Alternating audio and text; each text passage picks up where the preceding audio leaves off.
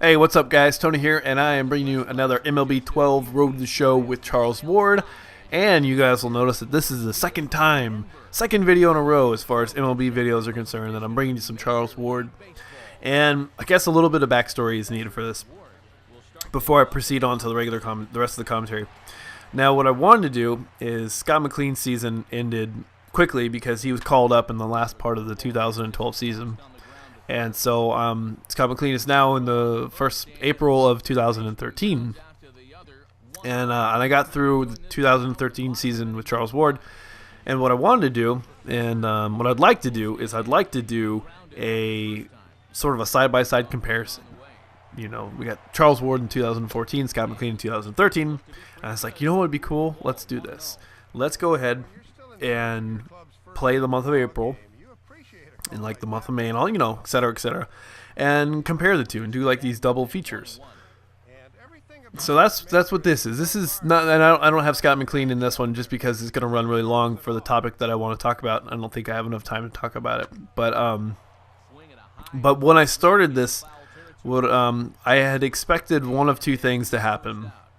Either both player, actually there's multiple things that could have happened, but what I expected to have happen is that one of the two players was going to come out of the gate just like a bat out of hell, you know, just come out of the gate, just full sprint, running, great start of the season. And to be honest, I thought it was going to be Charles Ward, just because he ended the 2013 season with I think 26 home runs or something like that as a rookie.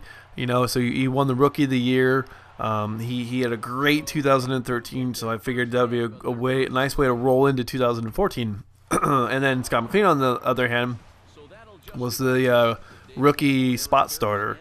You know, he was sort of the utility guy and went all these places and had an okay 2012. Just wasn't stellar. But it was good. I mean, it was really good. To be honest, whenever I do play MLB, I usually expect to do well. And so when I don't do well, I wonder why. Like, wait a second. There are certain things that are out of your hands. You know, when like for instance, you know, you might hit the ball, I don't know, at somebody, right at somebody, and you might play 3 or 4 games where, you know, you can't buy, you know, green real estate. You can't find it. It's just like you hit the ball at somebody, you hit the ground, you hit a, you know, textbook double play, or you line out to someone, or you fly out. You know, you just can't find green. And it's those times where you're failing that sort of defines you, I guess, or you can learn what kind of person you are while you're in the midst of failure.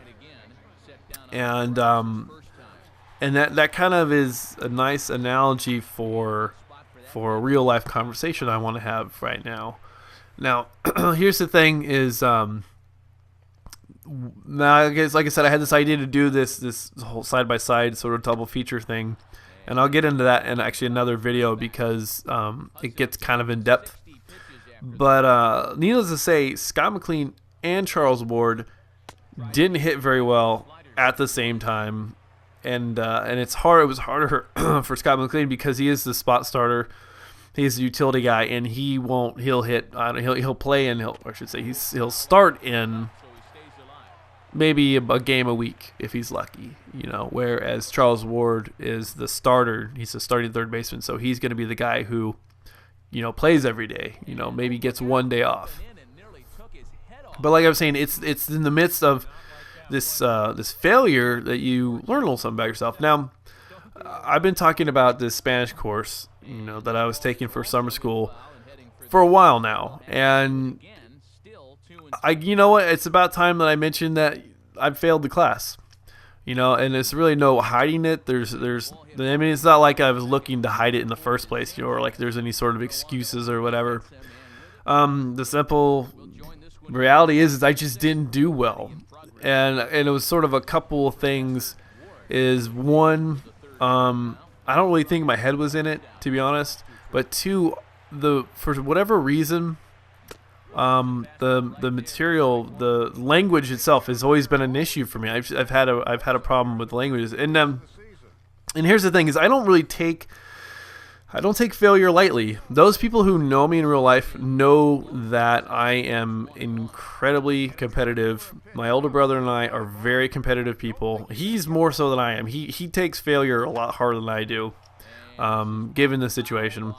But those people who do know me in real life, they know that I don't take failure very well. And I guess to a certain extent, those people who know me from gaming will know that I don't take failure in the gaming arena very well either. You know, I get really mad. I get sort of, I don't know, you get mad, you want some payback. You know, you get sort of, I guess, blinded by rage is a good way to put it. I'm not sure. But what I want to get back to is the Spanish class is that I just, for whatever reason, I just couldn't get the material down. And I know this is a trend now because I failed Spanish 102 now, and I failed French 102.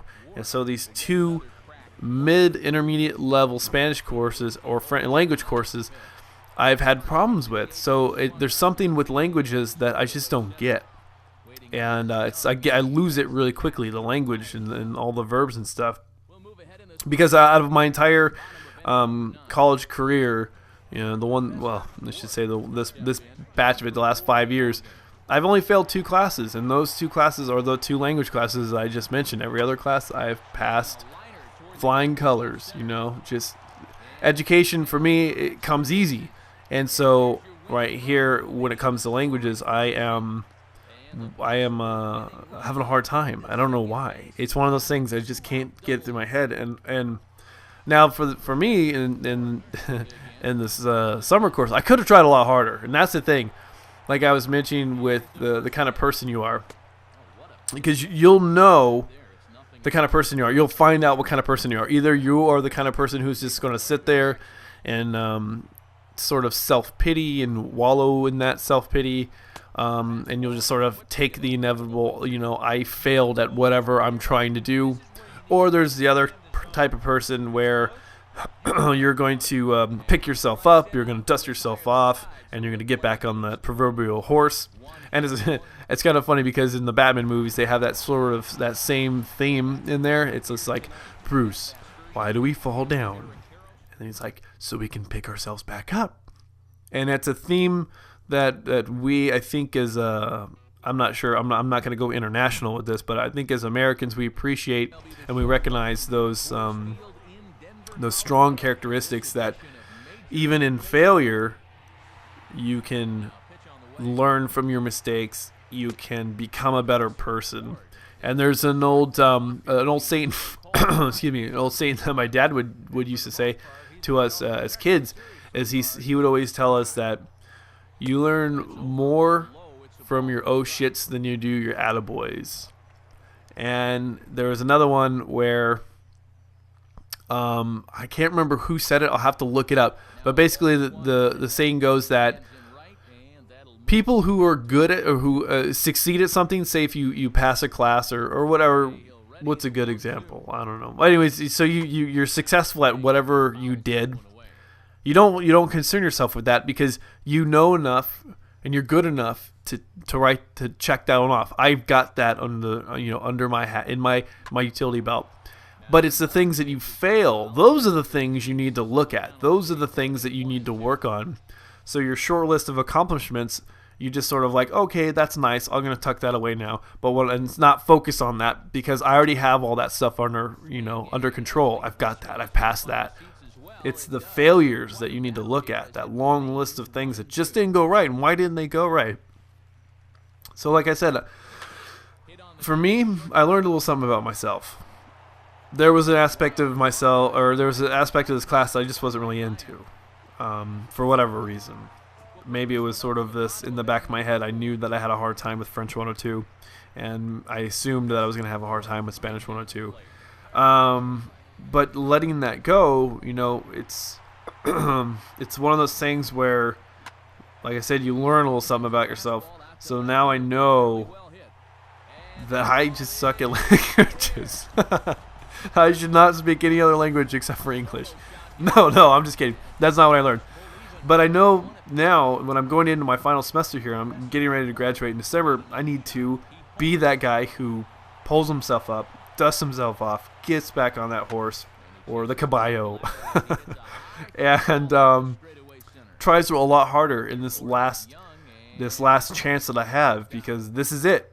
That my graduating on time hinges upon my graduation, or my completion of this last Spanish course, and that's what I learned about myself, and I can feel those that fire sort of brewing within me, stewing and on fire, because I'm gonna start to review all those verbs and all those things that I just couldn't get into my head in 8 weeks. For me, it's a lot longer of a process than I had allotted to me in that summer school course. But anyways, guys, thanks for watching, thanks for listening, and I'll talk to you guys later.